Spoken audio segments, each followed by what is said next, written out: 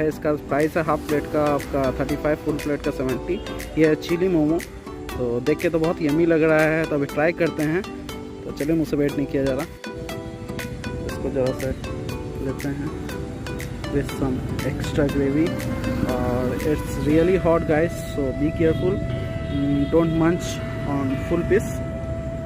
सो ये जो ग्रेवी है, मैं इससे रोटी खा सकता हूँ। It's so yummy. ये जो ग्रेवी है बहुत ज़्यादा आपका अच्छा है टेस्ट में, टैंगी टेस्ट है। आप देख सकते हैं चिकन के पीसेस, छोटे छोटे चिकन के पीसेस रेड करके डाले हुए हैं, बड़े पीस नहीं है।